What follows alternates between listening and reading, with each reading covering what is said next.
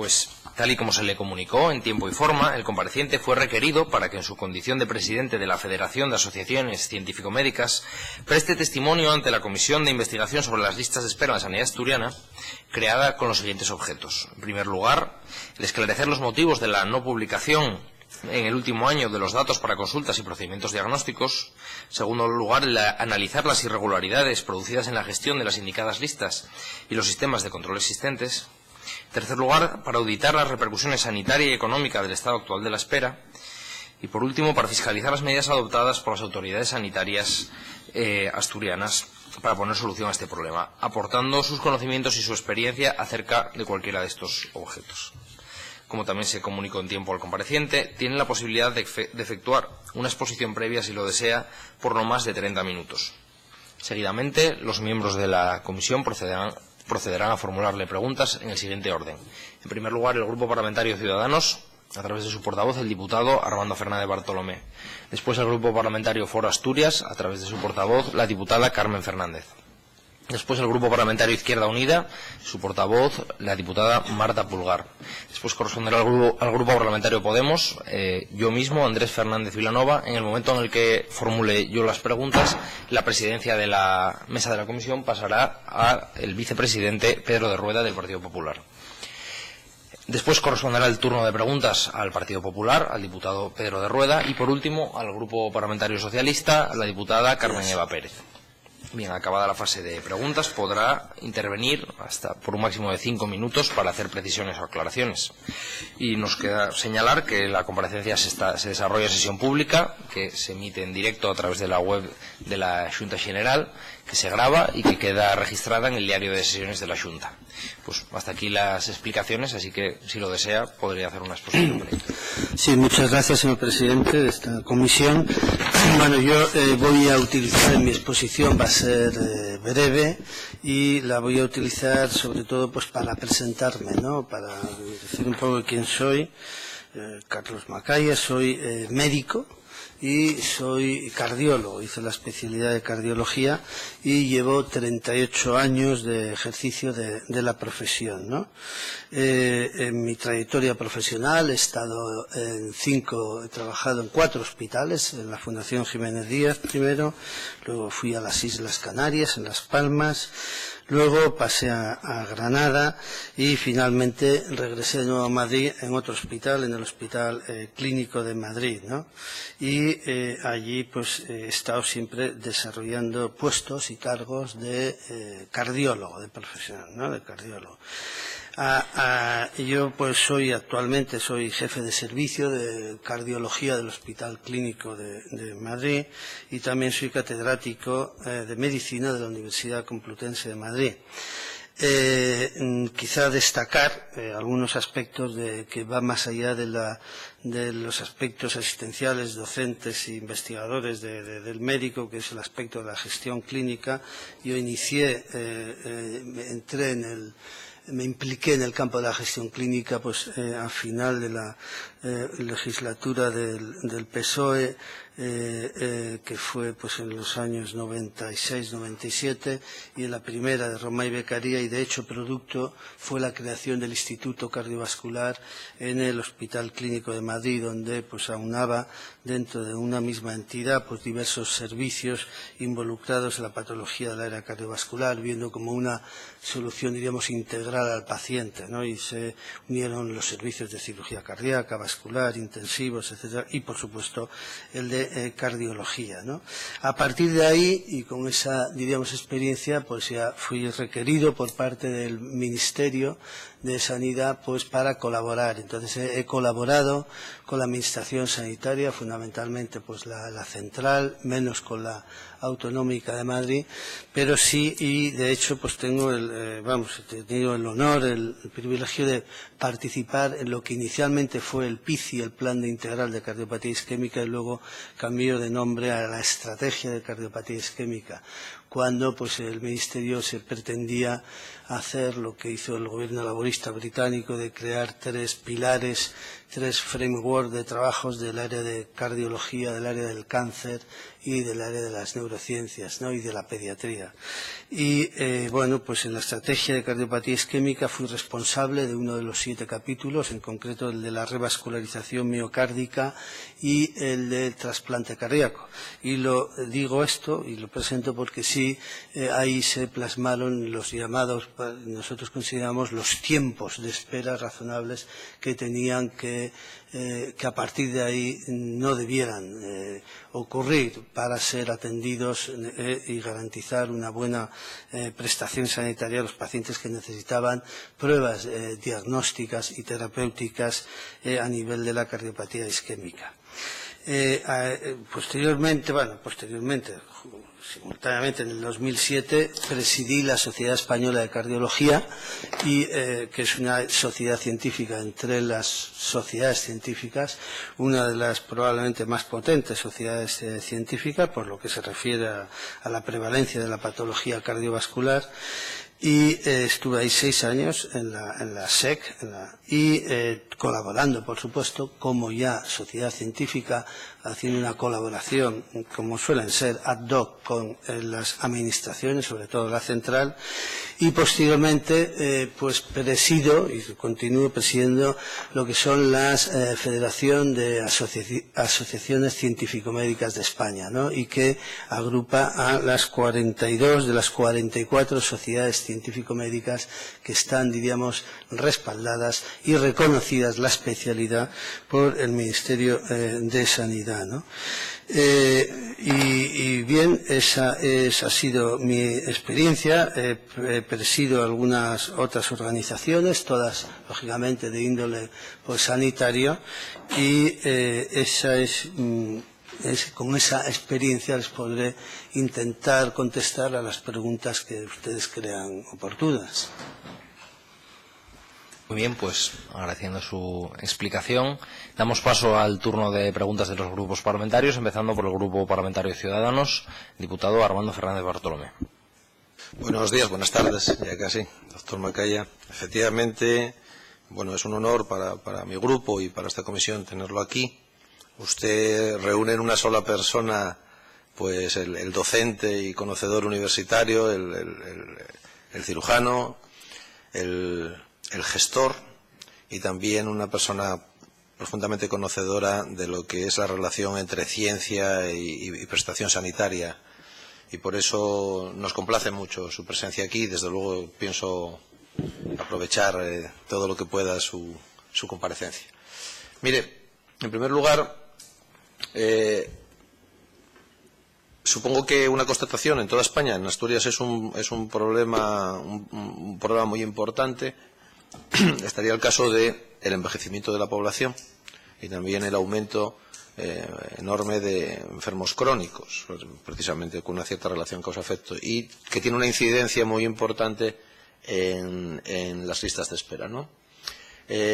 A partir de su experiencia, en términos generales, supongo que el sistema asturiano lo conocerá, pero muchas cosas son homologables unos con otros. ¿Cuáles son los grandes retos y qué dicen las investigaciones científicas al respecto? ¿Por dónde deberíamos ir para poder de manera adecuada atender esto que ya sabemos que va a venir? Bueno, no es que ya sepamos que va a venir, es que ya está aquí, ¿no? Este enorme reto.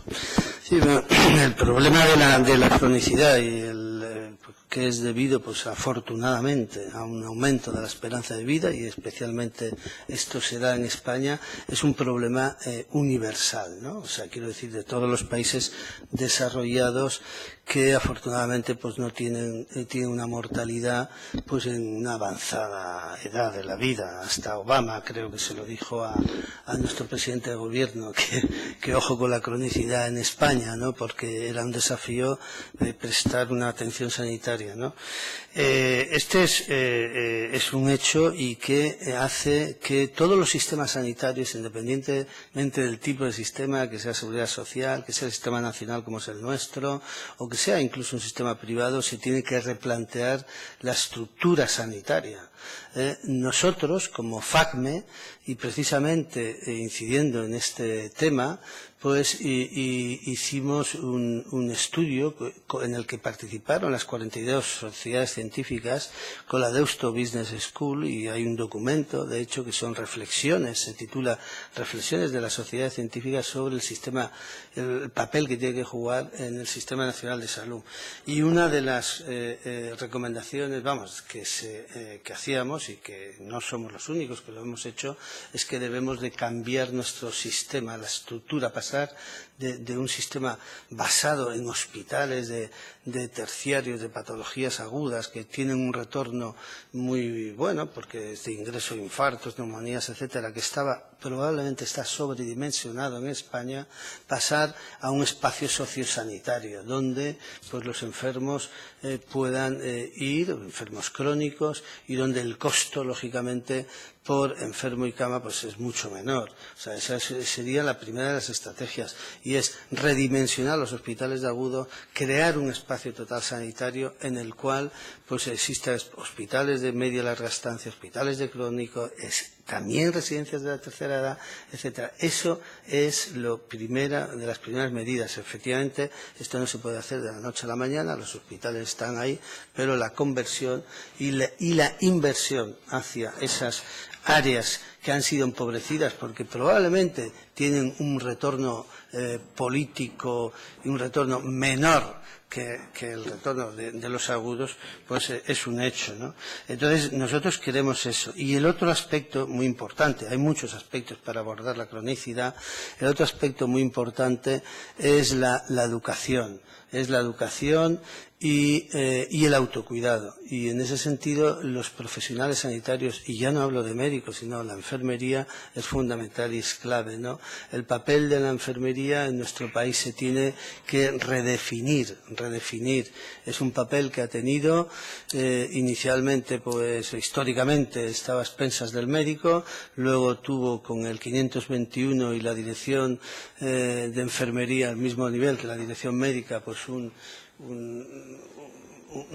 sobresalir de la enfermería, y ahora va casi por su campo, van por un lado la enfermería, por otro lado los médicos, cuando son profesiones sanitarias no condenadas, sino que tienen que ir obviamente de la mano, ¿no? Y tienen que ir de la mano, y en ese papel la enfermería y en el autocuidado es fundamental.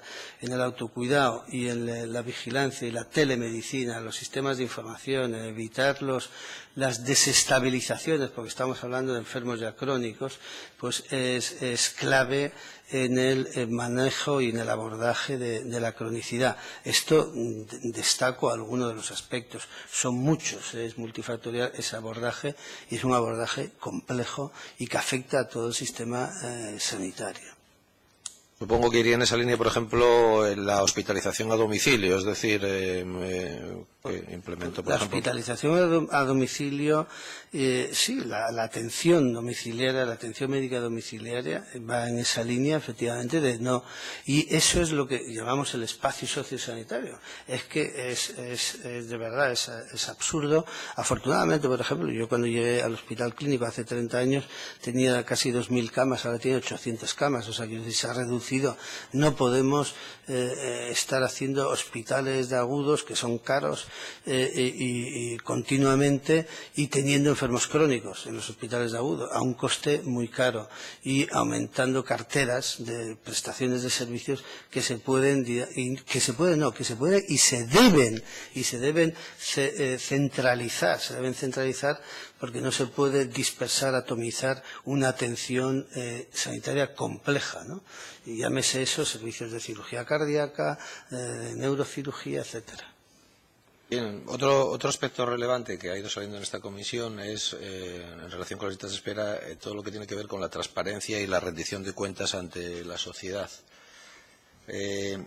Para mejorar la calidad del sistema sanitario español, donde está incluido también el asturiano, ¿es necesario medir, evaluar por resultados y hacer pública la información? ¿Qué opina usted al respecto? Bueno, ahí hay varias preguntas. La primera es medir. En España no se ha medido. O sea, es una de las críticas que siempre hemos hecho a nuestro sistema. El sistema ha creado, ha hecho, ha concedido, ha pagado, y le sale caro, pero raramente ha medido. Lógicamente, para medir, y actualmente necesitas unos sistemas de información. El actual, el famoso CMBD, CMBD, el conjunto mínimo de base de datos, es el que hay. Probablemente no es el mejor, nada es perfecto, pero es el que hay. Y entonces a través de él se obtienen datos. Nosotros, y en mi experiencia ya personal, tanto, sobre todo a nivel de ministerio, la estrategia de cardiopatía isquémica, cuando nosotros planteábamos unos estándares y unos objetivos, había uno de los 7 capítulos era de medición, y era el único que dirigía una directora del Ministerio de Sanidad, y era medición de resultados, y la medición de resultados iban por el CMBD, y estamos hablando de toda España. Entonces, donde hablábamos en los objetivos, había objetivos desde mortalidad de cirugía coronaria hasta tiempos, lógicamente, de espera de realizaciones de pruebas diagnósticas y terapéuticas, ¿no? Entonces, medir es fundamental, porque no podemos vivir de las percepciones que hemos estado viviendo hasta los mismos médicos, ¿no? Cuando nosotros queríamos que se operase algún familiar nuestro, buscamos enseguida y preguntamos a ver quién es el que nos aconseja el mejor hospital, y no solo el mejor hospital, sino el mejor médico. Y lo hacemos por la idea, por el boca a boca, pero esto tendría que verse reflejado y objetivarse. Entonces, ¿qué es la segunda pregunta? Que es la transparencia, ¿no? La transparencia es lógico, y además, no digo porque es un tema muy actual, además en el tema de la sanidad con las farmacéuticas se habla recientemente, pero la transparencia de los resultados es fundamental, ¿no? Es fundamental porque con ella te puedes llevar grandes sorpresas, ¿no? Yo en mi Comunidad de Madrid les puedo decir que cuando la Comunidad de Madrid creó el Observatorio de la Transparencia, con todas las limitaciones y las dudas puestas en esa comunidad que ha tenido tanto conflicto sanitario, ahí se llevaron sorpresas hasta la misma consejería, cuando vio cifras de mortalidad de cirugía cardíaca, y hablo porque estoy sesgado como cardiólogo de llevarlo al terreno cardiovascular, de un hospital donde tenía cifras de mortalidad de un 15%, cuando la estrategia empezamos con el 5% y ya están por el 2-3%. O sea, que fíjense que son 7 veces más. Este hospital, pues hay que cerrarlo. O sea, es decir, hay que cerrarlo, pero automáticamente así. Esto lo ha hecho el Reino Unido con mayor o menor éxito, y esto en Estados Unidos se cierran solos. O sea, no hace falta cerrarlos, porque allí, y además allí, pues tú tienes, y el ciudadano tiene que tener el derecho de poder acceder a ver qué es lo que se hace en ese hospital, qué es lo que a uno le gustaría y qué resultados tiene, ¿no? Muy bien. Otra cuestión importante que ha surgido aquí respecto a las listas de espera en el sentido de mejorar las demoras tiene que ver evidentemente con la gestión de los recursos humanos. ¿Creen ustedes que se debe mejorar la profesionalización de la gestión y potenciar la autonomía y responsabilidad de los profesionales? Sí, por supuesto. Nosotros hemos apostado por la gestión. Y porque como somos clínicos, somos médicos, por la gestión clínica. Saben ustedes, son ustedes expertos, que está la macrogestión, la mesogestión, que sería la gestión de los hospitales, y la micro, que sería la gestión clínica, ¿no? Entonces, si vamos de arriba abajo, de abajo arriba, como quieran, claro, nos encantaría que los máximos responsables de la gestión, o sea, de la administración sanitaria, entendieran y supieran de ello. Todos hay anécdotas interesantes desde consejeros de sanidad de comunidades autónomas que son militares o alcaldes, ¿no? Yo llego a una comunidad autónoma y además hablar y encantador, pero no tener en absoluto ni idea, no solo problema de no tener ni idea, ni tener tampoco vocación de tenerla, porque otra cosa es que diga, bueno, pues ahora eso yo le pediría en mesogestión, y por lo digo porque es una de las cosas que nosotros queremos. Los hospitales tienen que tener autonomía de gestión, y los hospitales y los gerentes de los hospitales no solo tienen que ser profesionales, por supuesto, en la gestión de los hospitales, sino que tendrían que reportar tendrían que tener cierta autonomía y reportar sus resultados, además de a la consejería correspondiente, a un consejo de dirección de propietarios, donde estarían los ciudadanos ahí mismo, incluso representados en ese consejo de hospitales. Esto es un un tema que han abordado algunos partidos políticos y que les parece muy bien de cara a despolitizar la gestión de los hospitales, que es lamentable que cuando cambia el partido político se cambian hasta prácticamente muchos niveles técnicos, y eso es una barbaridad tremenda. Y a nivel de gestión clínica, de la práctica clínica, y que el profesional se le delegue la responsabilidad de gestionar recursos técnicos y recursos incluso humanos, es lo mejor que puede hacer cualquier tipo de empresa. Es que yo te delego, tú me reportas y además te delego esto y te lo delego en base a un presupuesto económico que tiene que ir ligado y tienes que cumplir y ajustarte a él. Y te voy a medir, además te voy a medir, no te vas a medir tú, te voy a medir yo, ¿no? ¿En qué umbral de gasto sanitario? Sería la última pregunta, ¿vale? ¿En qué umbral de gasto sanitario público creen que se puede situar, según sus investigaciones, una sanidad de calidad? ¿Cree que en España, desde el punto de vista de la financiación, estamos en estándares homologables a los países más desarrollados de Europa o estamos muy lejanos? Yo cuando hablo de sanidad, claro, en España hay un sistema nacional de salud que todos ustedes saben de dónde viene el dinero, cómo está financiado, ¿no? Entonces ese es el sistema nacional de salud, pero hay un porcentaje que creo que el máximo fue casi 6,9 en la época de bonanza, ahora se ha ido disminuyendo y hay incluso un compromiso con la Comunidad Europea de bajar a 5 y pico. Entonces, lógicamente, esto es preocupante para cualquier, sobre todo para aquellos ciudadanos menos favorecidos, ¿no? Esto es lamentable, esto puede deteriorar de alguna manera lo que es el sistema público, que es la financiación pública de salud de España. Luego, cuando hablamos de gasto sanitario y PIB, tengan en cuenta que habla de Estados Unidos un 18%, 19%, Alemania, etcétera. Ahí hay que sumar el gasto privado, ¿no? Y entonces, en España parecería que si no hay dinero, desde luego desde el punto de vista de financiación pública, para cubrir y llegar, que sería lo deseable, pero claro, para llegar a un 7, a un 8, un 9%, por eso es tan eficiente, porque pues tendrá que fomentar el aseguramiento privado y que sea el ciudadano con su dinero, con su presupuesto, quien pague parte de la sanidad. Esto, lógicamente, pues corre peligros de crear sistemas sanitarios más para los más desfavorecidos, público y pobre, quiero decir pobre, y para los que tengan un dinero para pagarse su póliza, pues mejor. Pero indudablemente el gasto sanitario podría ser infinito.